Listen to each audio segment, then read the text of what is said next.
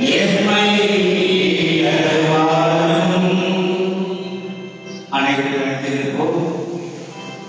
Hallelujah, hallelujah,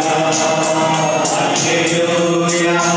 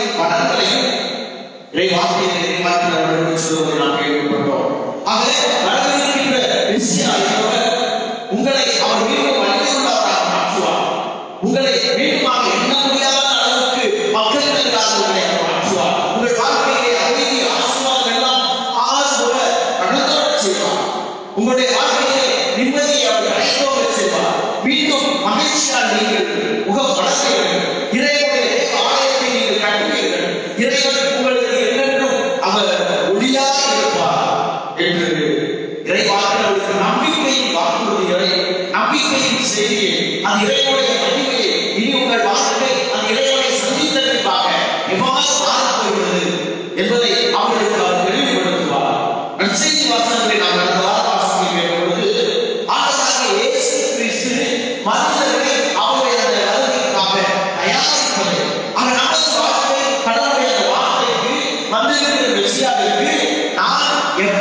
பதில் சொல்கிறேன்.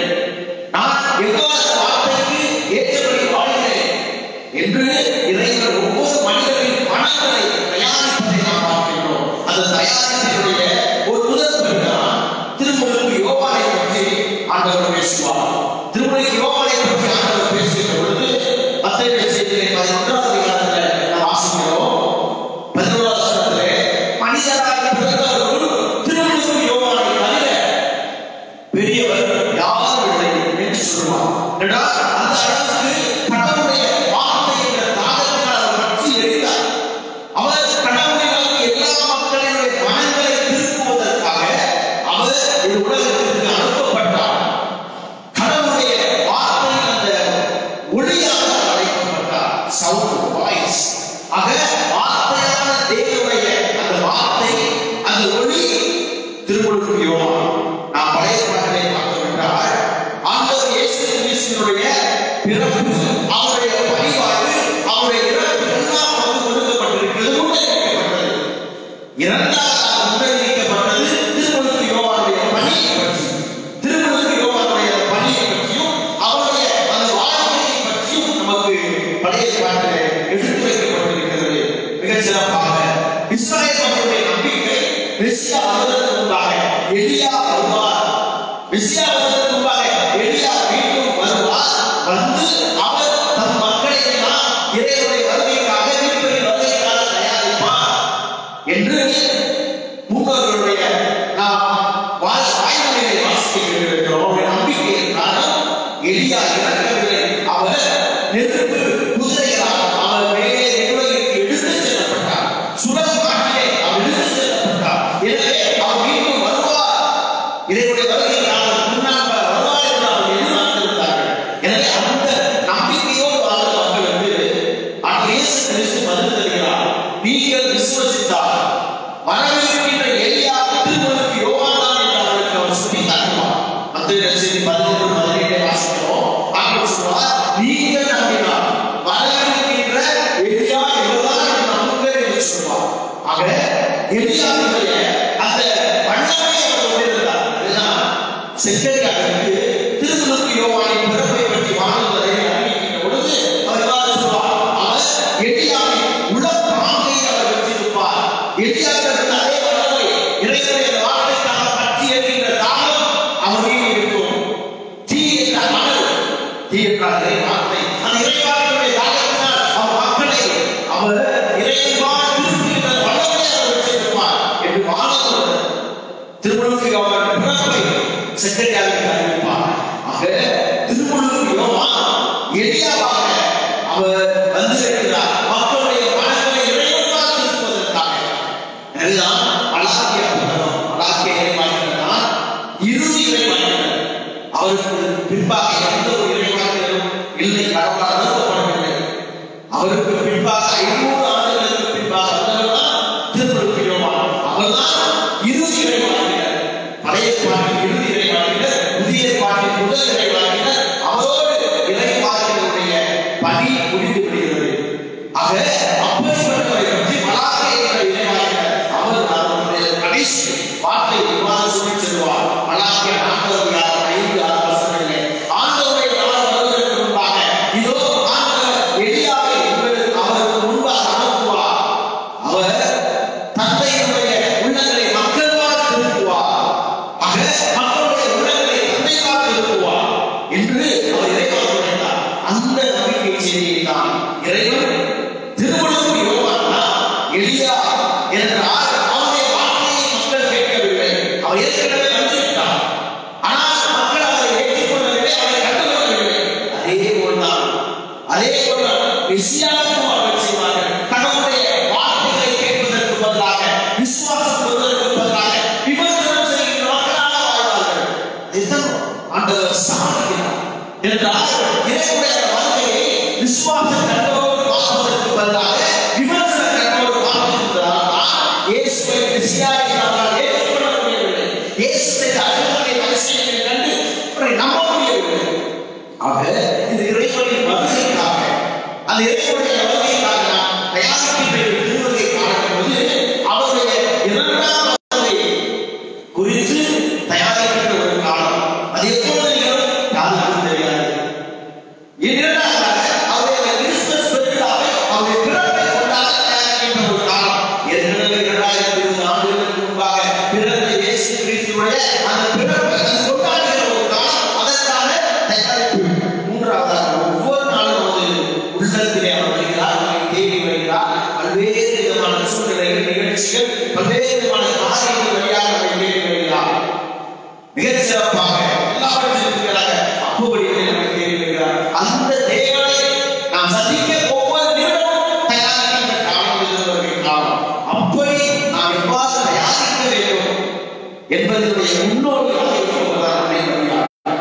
அந்த தாய் நமக்கு கற்பிக்கிறார். எவ்வாறு இயேசுவுடைய வருகைக்காக அந்த தாய் தன்னை தயாரித்தாரோ, நம்பிக்கையோடு விசுவாசத்தோடு புனிதத்தோடு அந்த தாய் இறைவனுடைய வருகைக்காக காத்திருந்தார். அந்த வருகையினுடைய அந்த மேலான அந்த கோடையை தனது திருவயிற்றிலே அவர் தாங்கினார். அந்த திருவயிற்றில் தாங்கிய அந்த இறை மகனை இந்த உலகிற்கு கொடுப்பதற்காக அவர் எவ்வாறெல்லாம் தன்னை தயாரித்துக் கொண்டார் என்பதற்குரிய அடையாளம் நாம் எவ்வாறு அந்த இறைவனுடைய வருகைக்காக தயாரிக்க வேண்டும் என்பதை அடையாளம் தான் அன்னை மரியாள் நமக்கு முன்னிறுத்தப்படுகிறார். இதெல்லாம் புரிந்த ஜான் ஹியூஸ் சொல்வார், உண்மையான கிறிஸ்தவர் யாரென்றால் எவர் ஒருவர் அன்னையின் மீது ஆழ்ந்த மிகுந்த பக்தியும் அன்பும் கொண்டிருக்கிறாரோ அவர்தான் அன்னையுடைய பிள்ளை, ஆண்டவருடைய பிள்ளை கிறிஸ்தவர் என்று சொல்வார். ஆக ஒரு கிறிஸ்தவர் என்றால் அன்னையின் மீது அன்பு கொண்டிருக்கிறவர்கள் அழகாக சொல்லுவார். அன்னை மரியாதை தாயாக கொண்டிராதவர்கள், அன்னை மரியாதை தன் தாயாக ஏற்றுக்கொள்ளாதவர்கள் ஆண்டவரை தந்தையாக ஏற்றுக்கொள்ள முடியாது. அவருடைய ஒரே மகன் இயேசு கிறிஸ்துவை சகோதரராக ஏற்றுக்கொள்ள முடியாது. அவரது வீட்டை பெற்றுக்கொள்ள முடியாது. ஆக அன்னையை ஏற்றுக்கொள்கிறவர்கள், தாயாக ஏற்றுக்கொள்கிறவர்கள், அந்த ஒரு மறையை தான், அந்த ஒரு மேலான நம்பிக்கை செய்தித்தான் அன்னை மரியாள் குவாதலூப்பே என்ற நகரிலே தோன்றுகிற பொழுது அவர் டிசம்பர் மாதம் 9ஆம் தேதி அவர் 30 விழாவாக இஸ்பானிய பேரரசை இப்போது இருக்கிற மெக்சிகோ நாட்டிலே அப்பொழுது டிசம்பர் 9ஆம் தேதியை தான் அவர்கள் கொண்டாடி கொண்டிருந்தார்கள். நாம் இப்போது டிசம்பர் 8ஆம் தேதி கொண்டாடி கொண்டிருக்கிறோம். அந்த நாளிலே அந்த சுற்றுவட்டாரத்திலே ஆலயம் எங்கும் இல்லை. எனவே மெக்சிகோவிற்கு இவர் செல்ல வேண்டும் என்றால் குறிப்பிட்ட சில நாட்களுக்கு முன்பாக அவர் மனமாற்றம் பெற்று திருமணத்தை பெற்று கிறிஸ்தவராக மாறினார். எனவே இந்த பெருநாளை நிச்சயம் திருப்பணியை காண வேண்டும் என்பதற்காக அவர் பயணம் செய்து கொண்டிருக்கிறார். அவர் பயணம் செய்த வழியானது மலைப்பகுதி தோபியா என்ற குகை வழியாக அவர் சென்று கொண்டிருக்கிறார். அந்த மலை உச்சியிலே ஒரு பிரகாசமான ஒளியை திடீரென அவர் பார்க்கிறார். ஒரு இனிமையான இசையை அவர் கேட்கிறார். அந்த இனிமையான இசையை அவர் கேட்டு திரும்புகிறபோது ஒரு அழகான மாட்சிமை நிறைந்த ஒரு பெண்ணின் குரலாக அது ஒளிர்வதை அவர் பார்த்து திரும்பிய பொழுது விண்ணக தாயுடைய அந்த பரிசுத்த பிரசன்னத்தை அவர் நேரடியாக தன் கண்களிலே காண்கிறார். அப்பொழுது அன்னை மரியாள் அவருக்கு ஒரு வாக்குறுதியை அவர் கேட்கிறார்கள். எனக்கு இந்த இடத்திலே ஆலயம் கட்டும்படியாக ஆயிரம் ஒரு சொல் என்ற அந்த ஒரு கட்டளையை பிறப்பிக்கிறார். ஆயிரம் சென்று அன்னை மரியாதை பார்த்து அந்த தாயின் இடத்திலே அவருக்கு ஒரு ஆலயத்தை கட்ட வேண்டும் என்று இருக்கிறார் என்று சொன்னபொழுது ஆயிரம் அவர்கள் அதை நம்பவில்லை. எனவே இவர் இரண்டாவது முறையாக அன்னை மரியாள் தோன்றி அன்னை மரியாள் மீண்டுமாக அதே காட்சியை சொல்கிறார். இவர் இரண்டாவது முறையும் ஆயிரம் சென்று சொன்னபொழுது இரண்டாவது முறையும் ஆயிரம் நம்பவில்லை. எனவே இவர் திரும்பி வந்து அன்னை மரியாளை சந்திப்பதற்கு அவர் தயங்குகிறார். என்றால் மீண்டுமாக இந்த வழியை சென்றால் அந்த தாய் நம்மை சந்திப்பார், மீண்டும் அதை சொல்லுவார். நான் இந்த ஆயிரம் சென்று சொன்னால் அவர் என்னை நம்ப மாட்டார், என்னை ஏதோ கேள்வியாக பார்ப்பார்கள் என்று சொல்லிவிட்டு அவர் மாற்றுவழியாக செல்வதற்கு திட்டமிடுகிறார்.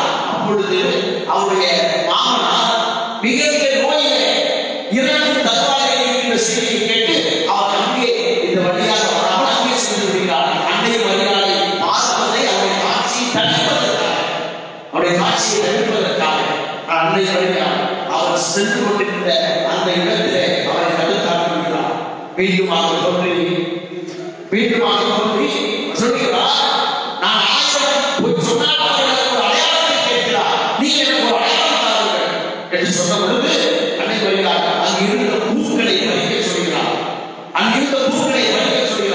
அதிக அதிசயம் என்றால் அந்த குறிப்பிட்ட பூவானது அந்த சீசனிலே அது வராது.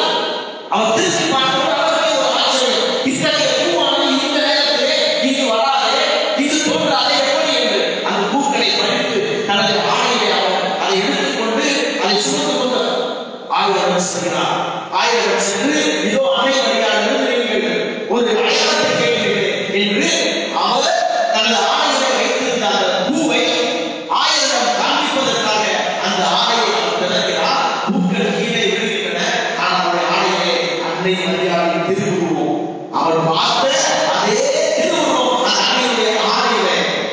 தாயை இருப்பதை பார்த்து உடனே அந்த இடத்துல அன்னை மரியாதைக்கு கோவில் கட்டுகிறார்.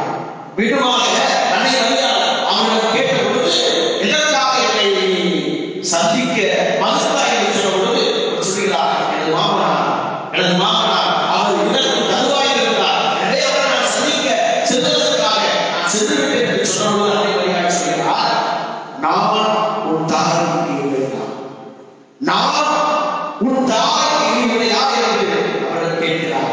இப்படி என்றால் உனது தாயாக, உன்னை சுகப்படுத்துகிற தாயாக, உனது உலகை சுகப்படுத்துகிற தாயாக, உனது ஒவ்வொரு சூழலில் உன்னோடு இருக்கின்ற தாயாக நான் இருக்கிறேன் என்பது உனக்கு தெரியாதா? அந்த தாயிலே அற்புதமான வார்த்தை, நான் உன் தாய்க்கு இல்லையா. இந்த வார்த்தை தான் ஒவ்வொருவருக்கும் அன்னை சொல்கிறார், நான் உன் தாய்க்கு இல்லையா.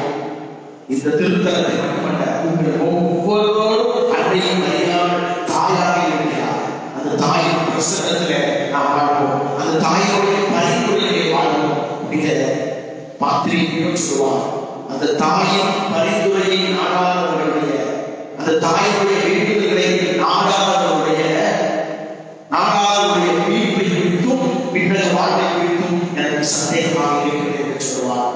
தாயினுடைய பராமரிப்பை வாழ்வோம், தாயின் பரிந்துரைகளை வாழ்வோம், தாயோடு வாழ்வோம். நாம் நமது தாயகமான இடத்தை பெற்றுக் கொள்வோம். ஆமென்.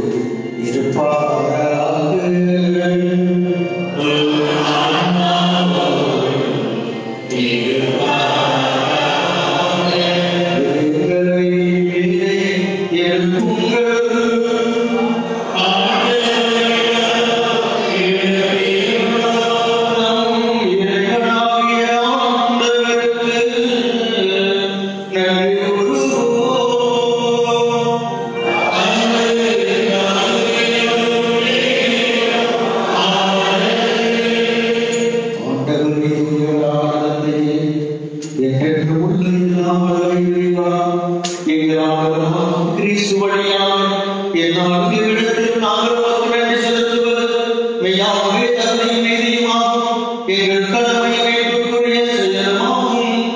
இறைவா, அனைவரும் திருமுறைகள் கிறிஸ்துவை முன்னறிவித்தனர். சொல்லக்கரையானுடன் கன்னித்தாய் அவரை தனது வயிற்றில் தாங்கினார். அவர் வரவிருக்கின்றார் என யோவான் அறிவித்தார். வந்த பின் அவரை சுற்றி காட்டினார். நாங்கள் விழிப்போர் வேண்டுவதையும் அக்களிப்போர் தமது புகழ் பாடுவதையும் அவர் காணும் பொருட்டு தமது இழப்பின் மறைபொருளை முன்னரே மகிழ்வுடன் எதிர்பார்த்திருக்க எமக்கு அருளினார். ஆகவே வாழ்ந்தவரோடு மகிழ்ச்சியானோர் தலைமை தாங்குவோர் வான்படையின் அனைத்தோடு சேர்ந்து நாங்கள் உமது ஆட்சியை புகழ்பாடி முடிவின்றி சொல்வதாவது.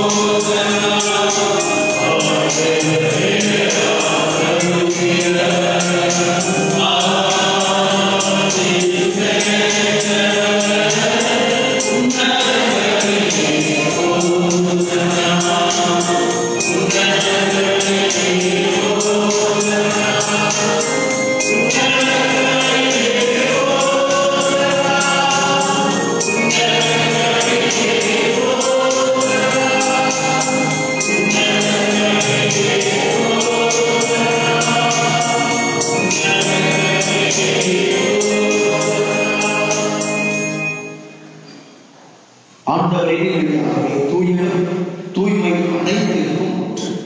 ஆகவே காணிக்கைகளை தூய்மைப்படுத்த என்றோம்.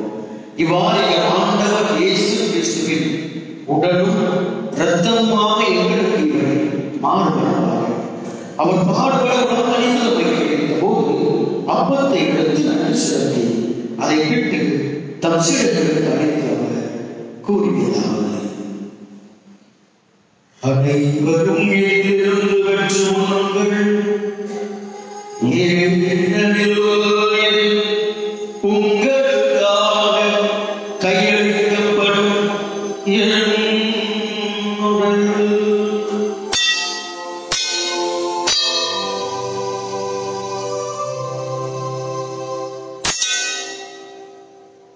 அவர்கள் கிண்ணத்தை எடுத்து மீண்டும் தம் சீடர்களுக்கு அழைத்தார். கூறியதாவது: அனைவரும் இதிலிருந்து பெற்று பாருங்கள். புதிய நிலையான உடன்படிக்கைக்கு உரிய என் இரத்தத்தின் கிண்ணம். இதுவாக மன்னிப்புக்கென்று உங்களுக்காக பலருக்காக சிந்தப்படும். இதை என் நினைவாக செய்யுங்கள்.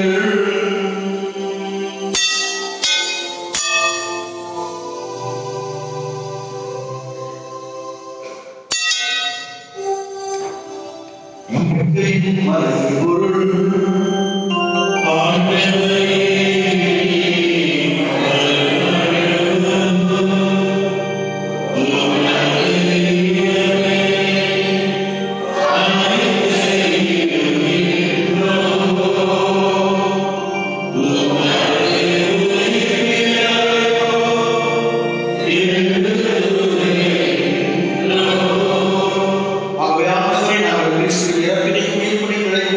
வாழ்வு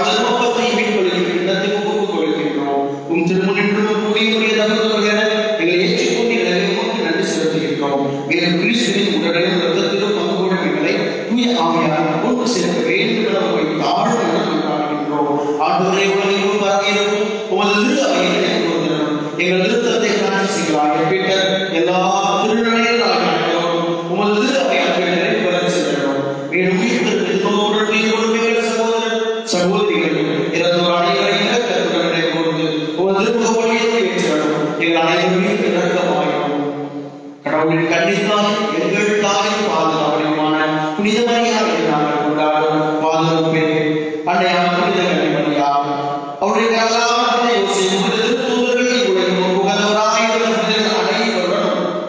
வாழ்வில் பங்கு கொள்ளும் தகுதி பெற்று திருமகன் இயேசு கிறிஸ்து வழியாக உங்கள் புகழ்ச்சிக்கு மன்றாடுகின்றோம். இவர் வழியாக இவரோடு இவர்கள் இறைவனாக இருந்தது எல்லா புகழ்ச்சியும் புரிகிறது.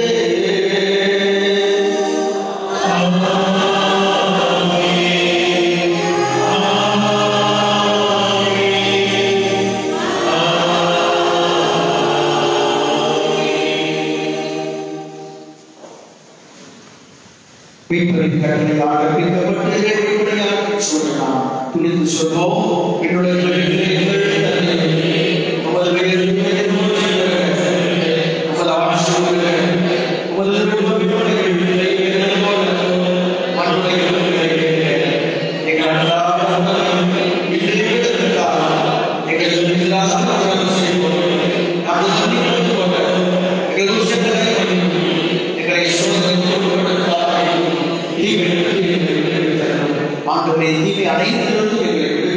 எங்கள் வாழ்நாளில் அமைதியை கணிக்க நல்ல கொண்டாடுகின்றோம். உங்கள் இலக்கியத்தில் யாரும் ஆபத்திலிருந்து எப்போது விடுதலை பற்றி யாரும் கலக்கவும் பயமும் அச்சமும் இடமாக இருப்போமாக நாம் எதிர்நோக்கி இருக்கும் பேருக்காகவும் இவர்களுக்காக இயேசு கிறிஸ்து வருவதற்காகவும் காத்திருக்கின்றோம்.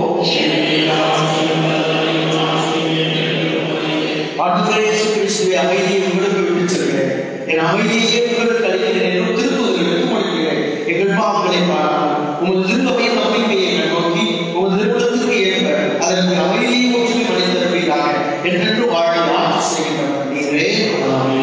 ஆண்டவருடைய உங்களோடு என்றும் இருப்பதாக.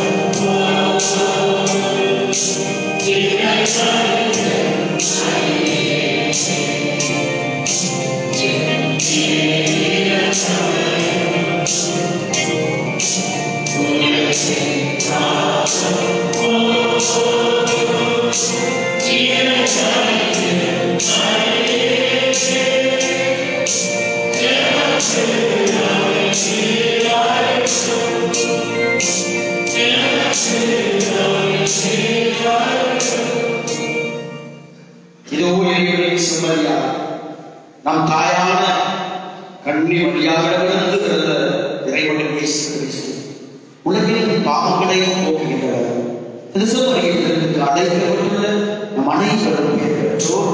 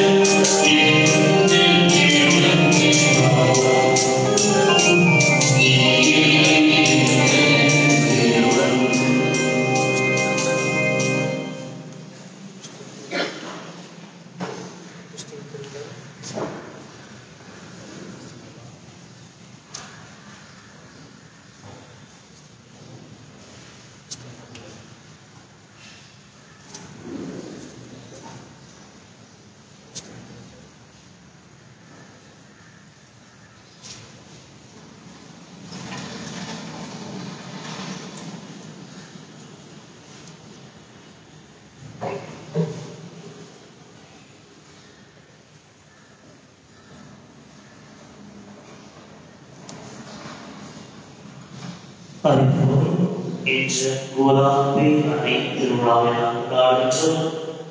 அதுபோல செவ்வாய்க்கிழமையாவது 8/12/2020 நமது திருத்தந்தை பிரான்சிஸ் இந்த ஆண்டு, அதாவது 8ஆம் தேதி டிசம்பர் மாதம் 2020 முதல் 8ஆம் தேதி டிசம்பர் மாதம் 2021ஆம் தேதி வரை ஒரு சோசியர்களுக்கு ஒப்புக்கொடுக்கப்பட்டவர்களாக அறிவித்துள்ளார். இது 1870ஆம் ஆண்டு சூசியர்கள் திருத்தந்தை பாதுகாவலாக அறிவித்த 125ஆவது ஆண்டு நினைவாக இது சிறப்பிக்கப்படுகின்றது. அன்புக்குரியவர்களே, இந்த சூசியர்களின் ஆண்டில் குறிப்பாக சூசியர்கள் திருவிழா நாட்களான மார்ச் 19, மே 1, டிசம்பர் 27, மேலும் திருக்குடும்ப திருவிழா மேலும் ஒவ்வொரு மாதமும் 19ஆம் தேதி மற்றும் சூசியர்களின் நாளான ஒவ்வொரு முதல்கிழமை புனித சூசியர்களிடம் ஜெபிக்கப்படுகிறது. திருத்தந்தை பரிபூர்ண பலன் அளிக்கின்றது. பரிபூர்ண பலன் என்றால் நாம் செய்கின்ற பாவங்கள் 2 வகை: அற்ப பாவம், சாமான பாவம்.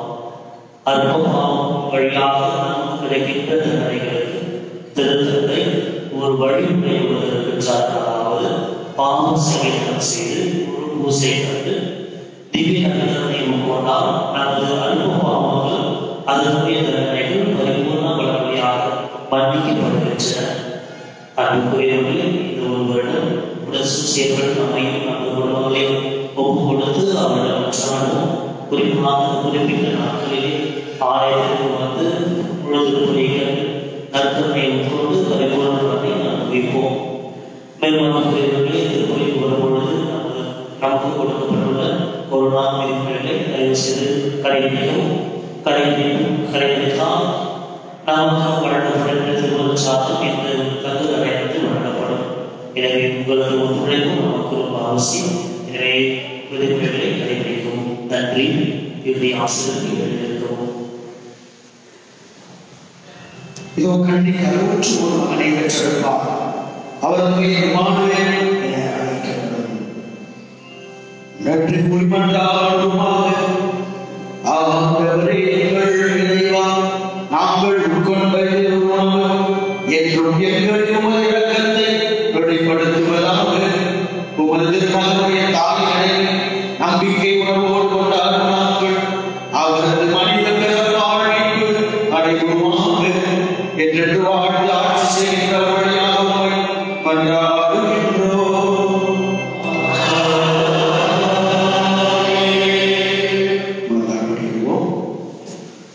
நம்பிக்கை ஒன்றாட்டு மிகவும் இலக்கமுள்ளதாகி இதோ அடைக்கலமாக ஓடிவிட்டு உமது முகாரச காலங்களிலிருந்து உமது மன்றாட்டுகளின் உதவியை கேட்டவராகியும் உம்மால் கைவிடப்பட்டதாக ஒருபோது உலகின் சூழல் கேள்விப்பட்டதில்லை.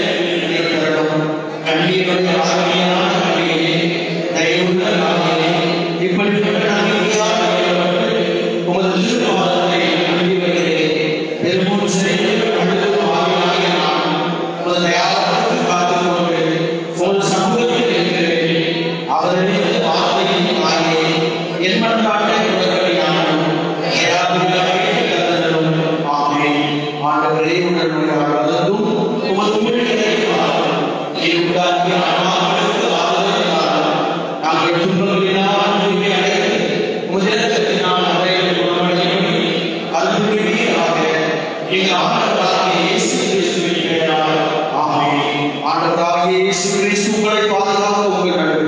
உங்களை காப்பாற்ற உங்களுக்கு வழிகாட்ட உங்களுக்கு முன்னும் உங்களுக்கு காவலாக இருக்க உங்களுக்கு பின்னும் உங்களை ஆசீர்வதிக்க உங்களுடைய இருப்பாராக.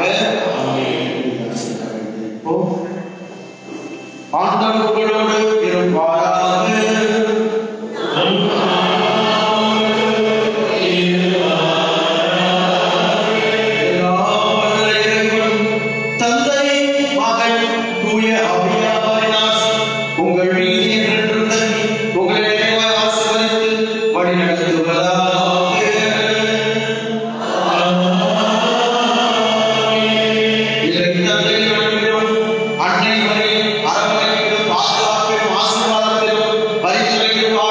சென்று வாழுங்கள், திருப்பலியின் வாழ்வில் தொடரட்டும்.